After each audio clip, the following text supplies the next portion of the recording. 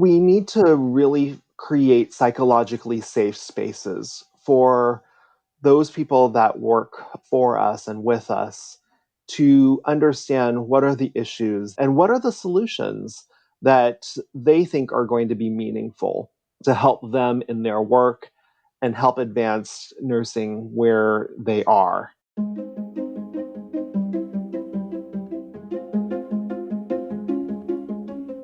Hello and welcome to The Handoff, a podcast about the most critical topics in nursing. My guest today is Garrett Chan, the President and CEO of Healthimpact, the Nursing Policy Center for the state of California. Garrett and his team partner with other nursing organizations, healthcare providers, academic institutions, and policymakers to build the nursing profession and support the 400,000 nurses working in the state of California. Today, we talk about Healthimpact's workforce strategy, including pipeline building, transition to practice, mental health support for nurses, and streamlining the state's licensure process, as well as what the state is doing to meet the growing need for nurses in rural areas. Garrett, welcome to the show. Thanks so much, Dan. It's a pleasure to be here. All right, Garrett. So you have tons of stuff going on, right? So you have workforce, you work with the Board of Nursing, you work with nursing schools, you have supply and demand studies that you're doing, you're running a side vaccination, sort of stand-up vaccination clinic, all together, one in a very small team, doing amazing things in the state of California. So out of all of that, what's like your latest focus?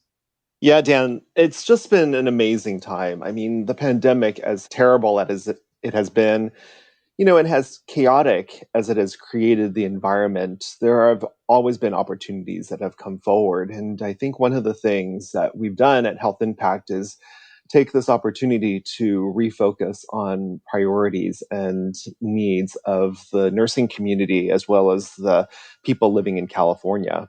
And so at Healthimpact, we really look at the concept of workforce thinking about 6 focus areas specifically. So if we think about the workforce, we have to think about pipeline, right? How do we get people into nursing? So we have a burgeoning area on K through 12 education. How do we sensitize students in primary schools about the health professions? And so we put together a roadmap, or actually a document that describes many of the health professions that people can get into. And so that's been really helpful to disseminate to different schools. The second focus area that we think about in terms of pipeline and workforce is the Pre-Requisite Education.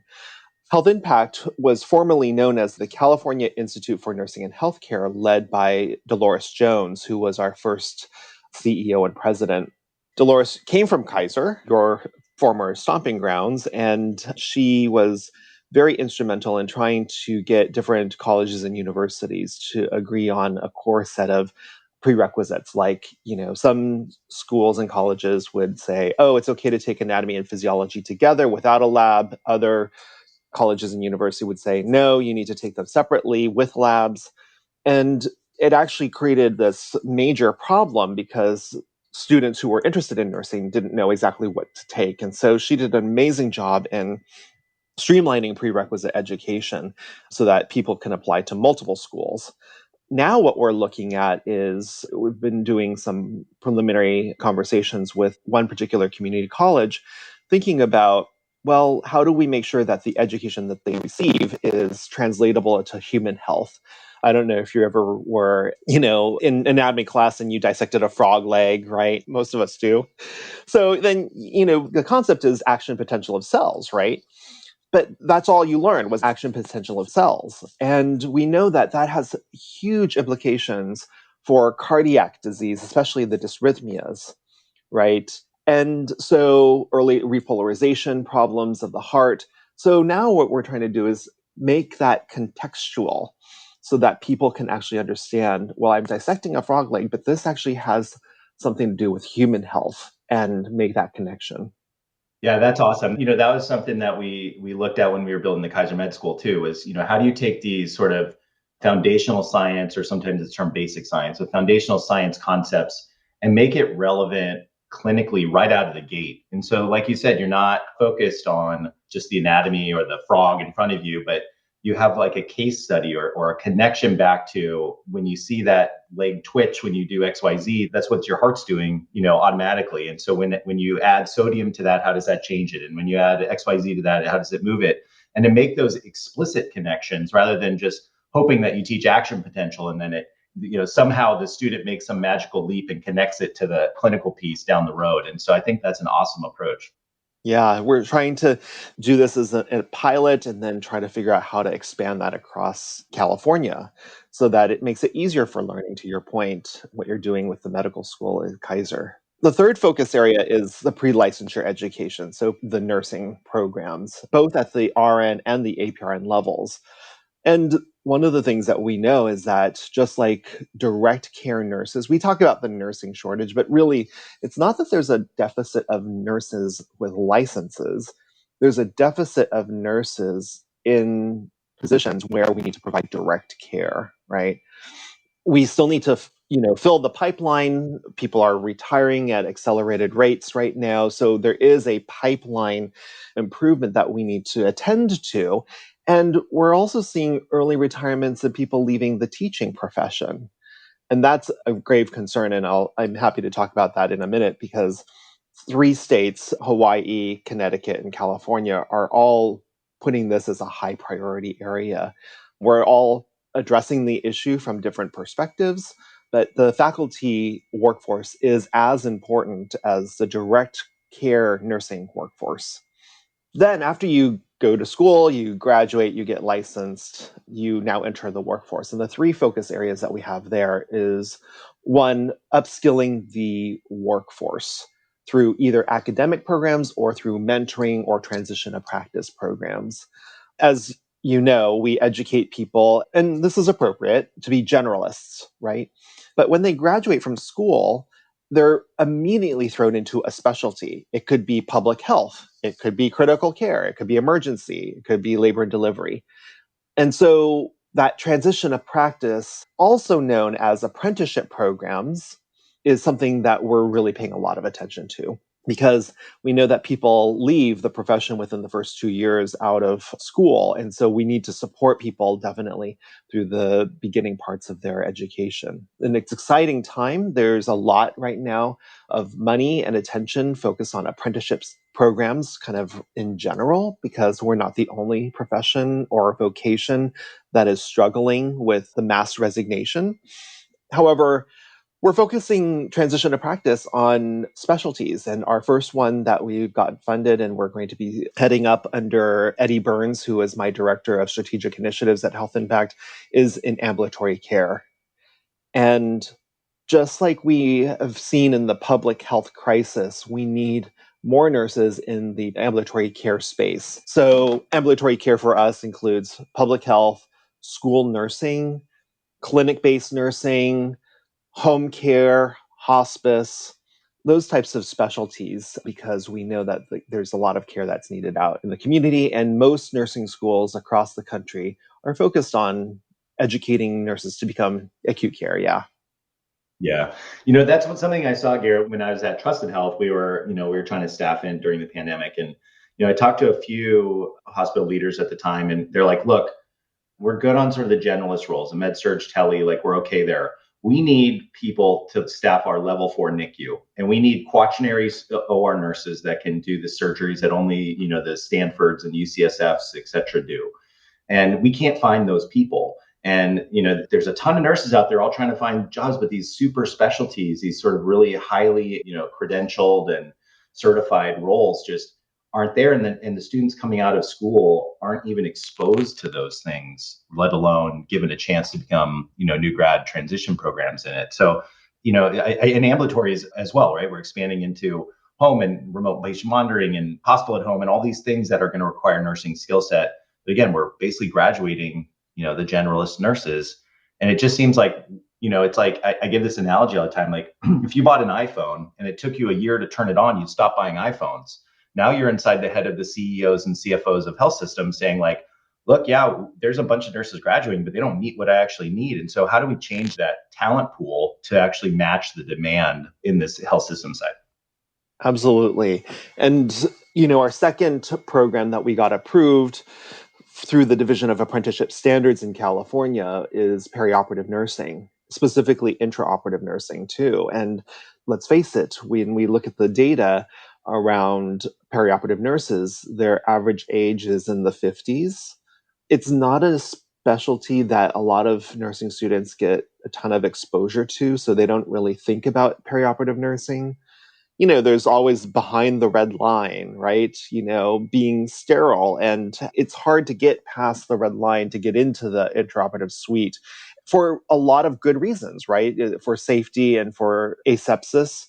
And yet it still is a barrier to having people enter into the specialty because it becomes mysterious. And so we're working on now creating our second apprenticeship program in perioperative nursing. And the other thing that we're really focused on is we want to support facilities and agencies that don't have a lot of resources. If you're a Kaiser has plenty of resources. They have a lot of people. They can mount their own transition to practice program in these specialty areas. And we fully support that and applaud that. There are lots of other community hospitals, critical access hospitals, surgery centers, public health departments that don't have the resources. They don't have the person power to actually create a curriculum. They don't have people who can teach in the curriculum. They are so bare bones staffed. So it becomes this kind of death spiral, if you will, right? And so what we want to do is we want to provide this opportunity, not to be in competition to, but to support anybody who doesn't have access to those resources. And so that's our mission, really, is to help support and fill in the cracks. Yeah, that's great. We had Laura Reithart from Hawaii as well on recently on the show too, and she was talking about the statewide residency collaborative, and they're sort of standardizing that across the state of Hawaii, which I think is a great opportunity to learn from and potentially model as well as we look at other states. Hawaii is very rural, so they have to sort of band together because they're very isolated out there. But there's also parts of California that are the same way. They're isolated. They don't have talent pools. People don't think about living there when they think about California, but they have hospitals and people and populations that need that care and may not have the resources. So I think it's important that we kind of innovate beyond ourselves and really sort of figure out how do we create these collaboratives to provide training into the spaces where there isn't nursing talent adequately living or moving there. Absolutely. Hawaii, California, and Colorado are three states, among other states, because I don't want to minimize my other colleagues' work, but we do have a lot of rural parts of our states. And so Colorado, Hawaii, and California really have taken on this concept of statewide, transition of practice and how do we centralize things. And, again, one of the silver linings for the pandemic, although I do recognize that we all have Zoom fatigue, but it does allow us to reach places where we never really thought we could reach before and connect with different people. And so the three states are really taking up this whole transition of practice across the state, especially in rural areas, very seriously. So it's an exciting time. As I mentioned, that's the fourth focus area. The fifth focus area is looking at nurse well-being, health and wellness. And really, we're looking beyond just the quote unquote resiliency programs. Those are foundational. We need to have them. I am not at all minimizing the importance of those, but it only attends to part of what we're struggling with. And I've been working with doctors Allison Zalta, Candace Burton, and Denisha Jenkins at the University of California, Irvine. And we just finished a study looking at moral injury of nurses during the COVID pandemic in California. And we did a survey. It was over 200 nurses, as well as did focus groups. And our data are quite compelling that nurses are experiencing a lot of moral injury. As we all know, that there is depression, anxiety, other mental health concerns. And we're also looking at suicidality. As you know, being from former Kaiser, the nurse who killed himself at work in the emergency department at Kaiser Santa Clara just a couple weeks ago. I still work at Stanford as a nurse practitioner, and we had that one nurse who, in the middle of a shift in the ICU, he said he needed to go to his car. He drove across the Dumbarton Bridge of the Bay Area, and allegedly or presumably jumped off the bridge and committed suicide. So we need to look at this in a very intentional way. And we're doing that through research and also figuring out what kind of intervention is the right intervention. Because I think that's the thing that nursing doesn't quite understand just yet is, resiliency programs. Again, I know that there's a backlash to the word resilience or resiliency, and I totally get it. So if not that, then what? And so we're starting to explore the different interventions. And Dr. Zalta is a clinical psychologist, and we're excited to have her as part of the team and getting her leadership as well. Both of those suicides hit close to home, literally, within miles of my own house and with organizations I know well. And every time that happens, it makes me so sad. But also, like you said, what is the right intervention? Because, during the pandemic, we also offered free crisis counseling, hotline staffed by mental health nurse practitioners for nurses. We sent it out to over 100,000 nurses. And we got 5 calls in 3 months, 5 calls. On the other side, we have, nurses calling us in the middle of a shift, breaking down, crying because of the situation they were in. And then so it's how do you break through this clinical armor that nurses have? And I don't know. I don't know if you found some answers there. I know, Dr. Melnick also is focused on this at Ohio State, and this kind of coat of armor, this persona that nurses need to be the hero that's sort of reinforced by society as well. Just, it's hard to break through that to say, I need help when you're so focused on helping others. First of all, we have an outstanding nurse scientist in California. Her name is Dr. Judy Davidson out of the University of California, San Diego, who's done a lot in nurse suicide, even prior to the pandemic. And so some initial thinking that we're having as a team is putting together the concept of virtual peer groups with nurses trained to lead these types of groups. And these group sessions would be a mix of 2 things. One is psychoeducation topics, and then group processing. So Thomas Joyner is a psychologist who's done a lot on suicidality, and he has a suicide risk model. And in his model, it talks about the concept of being connected. And I think having a shared experience, not necessarily suicidal thoughts, but the shared experience, I think that might be one of the things that might be helpful to overcome this concept of just a hotline, right? Because there isn't a shared experience and connectedness to a group where other people have been struggling. And so he talks a lot about that in terms of the concepts of loneliness and how we can think about decreasing loneliness by sharing that we've all had this experience, and that connectedness is a buffer to suicidality. So it'll be interesting to see. Yeah, for sure. No, that's great. And, that was sort of the thinking we had preliminarily without the evidence kind of working in the moment, was having nurses talk to nurses. And that was sort of the rationale behind having mental health nurse practitioners, because then you have at least a shared understanding of what is happening. And what we found with talking with many of our nurses at the time was, we were like, well, you have access to EAP programs and this stuff. And they're like, but they, I have to explain what nurses do. They don't understand what I'm going through.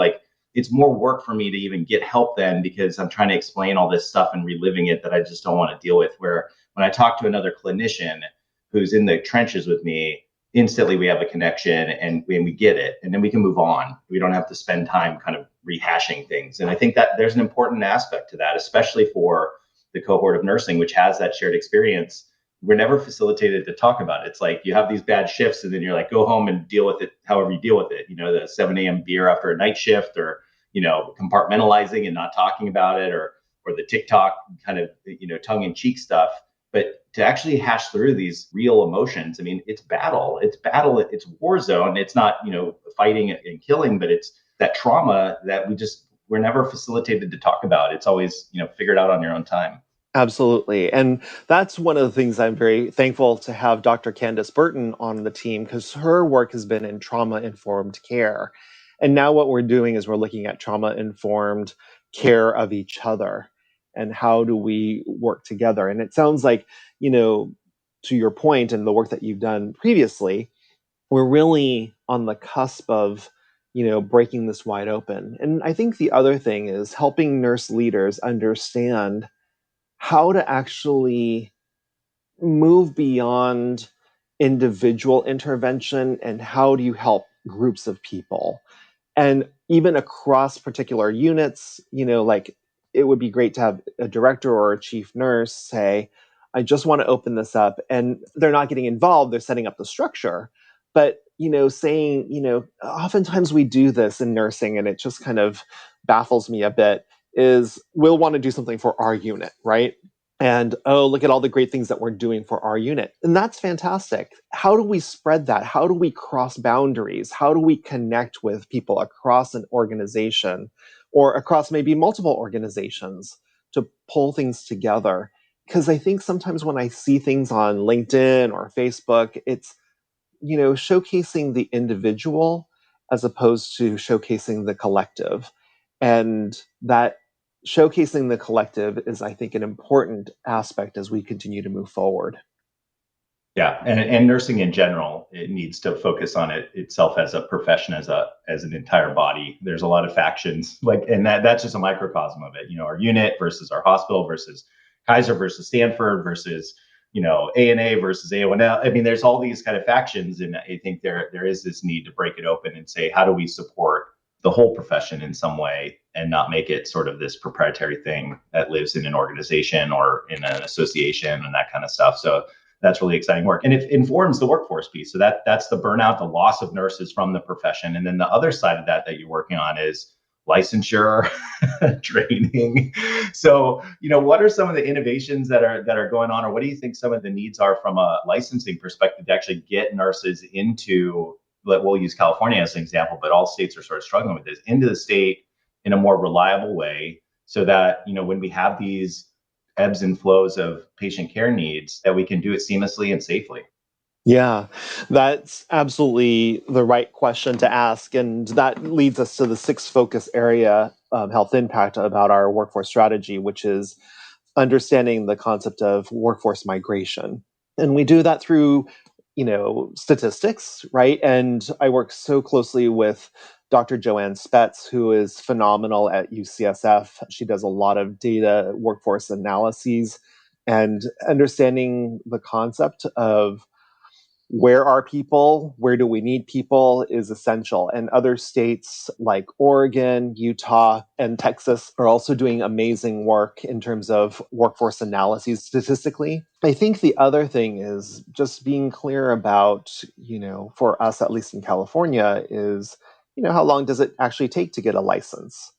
California is not in part of the compact, the National Council of State Board of Nursing compact. And I don't think that we will ever be that. There's a strong history of being proud of having high standards to get a nursing license in California. And I don't see that will change in the foreseeable future. For those states that part of the compact, that's really, really helpful so that people have mobility across state borders. I think clarity and transparency, especially in this day and age, is incredibly essential for us to move forward with the workforce. And so thinking about how long does it take? What's the minimum? What's the maximum amount of time in a given, let's say fiscal year? What is the mean and the standard deviation? So we understand what the bell curve looks like. Can also help us understand, how do we actually meet the needs of people living in California? And do we have enough nurses? And if we don't have enough nurses and it takes a long time, well, then that opens up possibilities for process improvement projects to see how we can reduce the wait.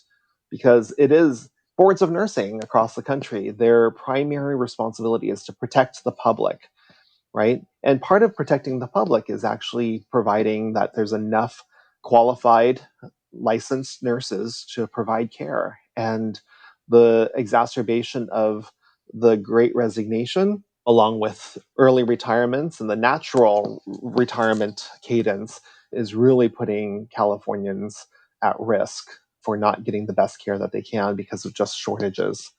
So it's an exciting time, and I think that we need to pay more attention to that. And at least in California, the Board of Registered Nursing is very sensitive. They have heard the concerns, and they are actively thinking about ways to address those issues. And I'm very thankful for that. And just adding more transparency around, well, actually, how long does it take will help us make even greater strides. Yeah. Yeah. And transparency back to the applicants to know where their piece is in the process, making that, easily accessible so that they can be proactive in some of those requests and take the burden off the people. And I think in my experience working across 50 states, California is the slowest, in my opinion, upwards of 13 weeks that we noticed for nurses who were licensed in other states to get licensed in California. And at the beginning of the pandemic, Washington, who's also not part of the compact, was able to get nurses licensed quickly in 24 hours, where when we were emailing the board of nursing, we saw standard email return that just said, we're trying to figure out how to work from home.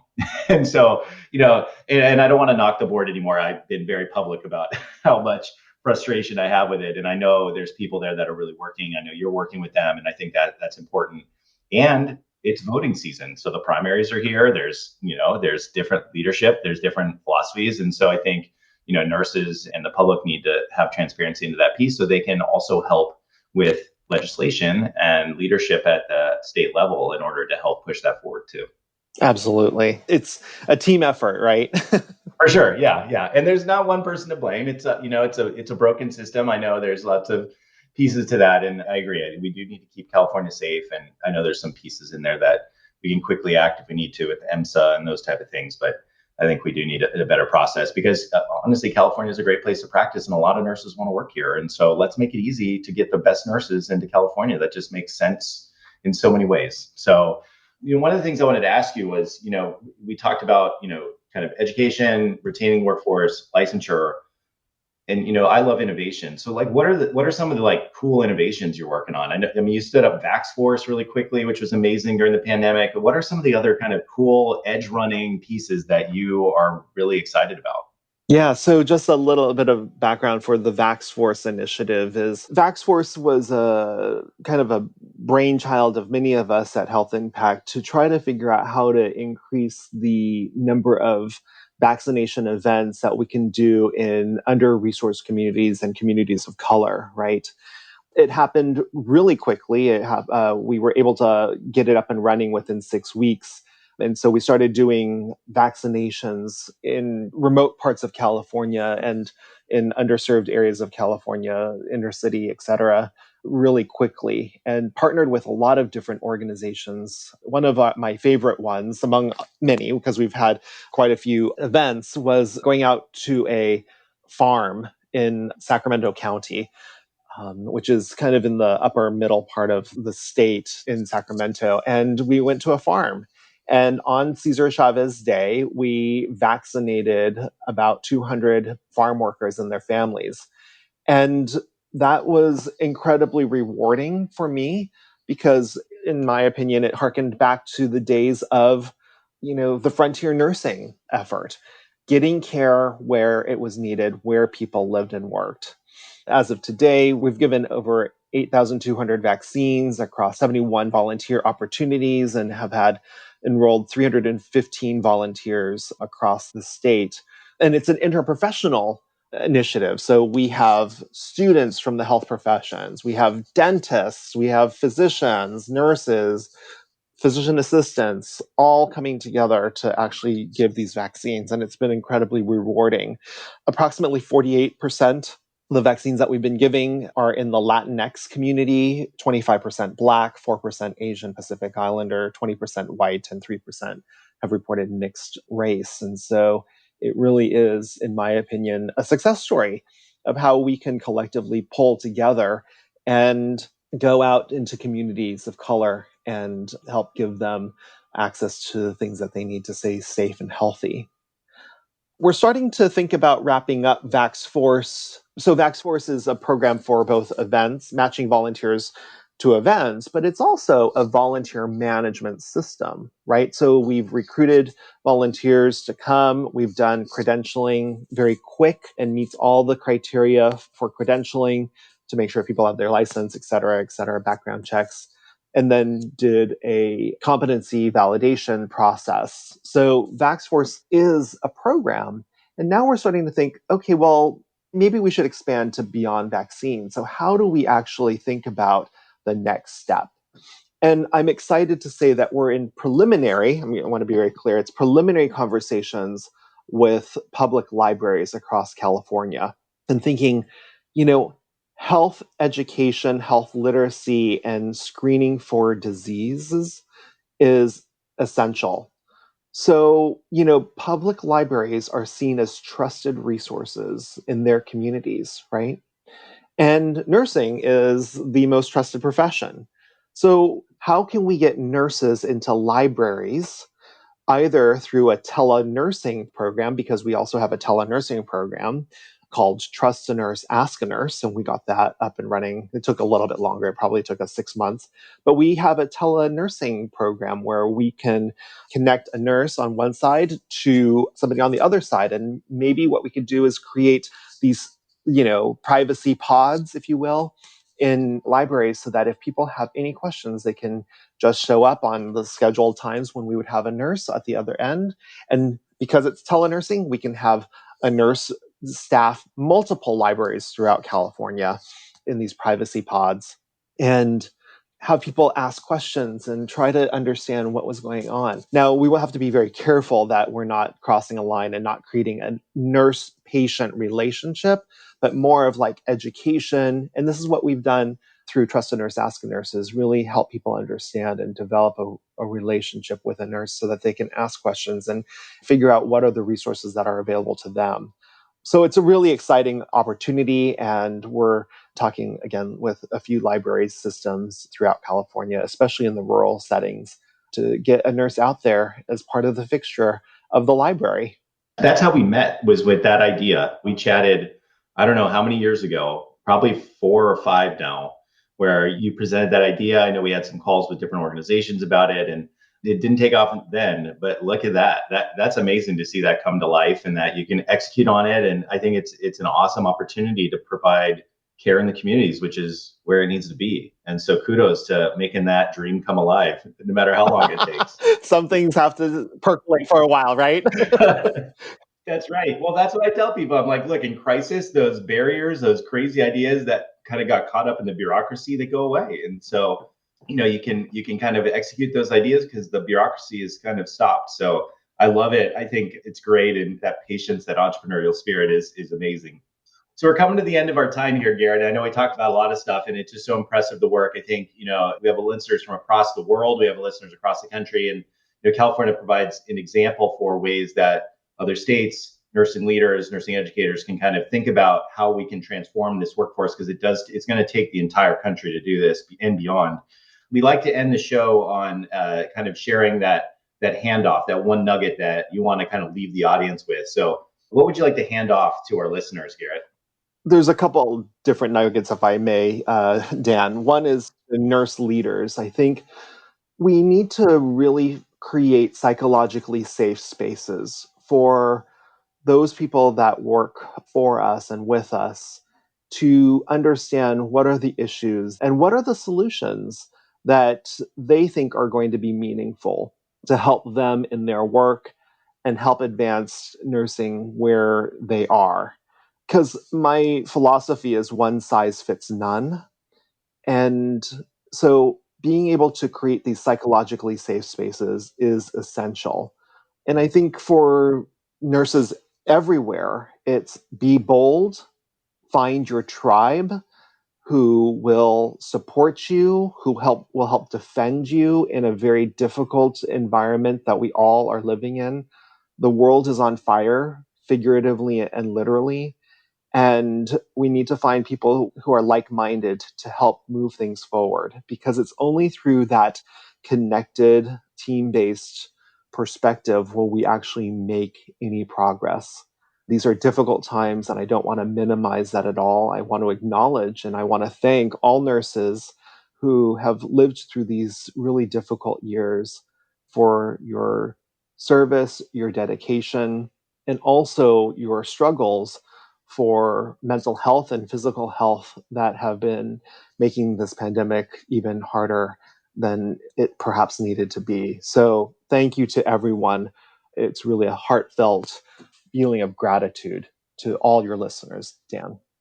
No, I appreciate that, Garrett. And I think the other piece is, nurses that are listening, get involved with your state workforce centers. They're everywhere. They're in many states, and they're amazing people. I mean, I've worked with you, Garrett. We talked to Laura in Hawaii and John in Oregon, and Christina in Missouri, and there's just a great group of thought leaders that can support the workforce. So with those nurses with ideas, call Garrett up, connect with Health Impact on that, because there's opportunities to really support the profession, and you're doing some meaningful work on it. So appreciate that too, Garrett, and thank you for your dedication to the profession and supporting California specifically as well. Garrett, where can people find you if they want to connect with you? Where do you live online? Yeah, so you can connect with me on LinkedIn. So I'm on LinkedIn. We also have a Twitter handle, Health Impact CA is our Twitter handle. We also are on Facebook. And our website is healthimpact.org. And my email address is there. Our phone number is there. And we would love to hear from you. Awesome. That's so great. And we'll put all that in the show notes as well. Garrett, thank you so much for being on the show. This was an awesome conversation. And, hopefully it inspires some of our listeners to push the workforce forward in many ways. And just want to thank you for your time.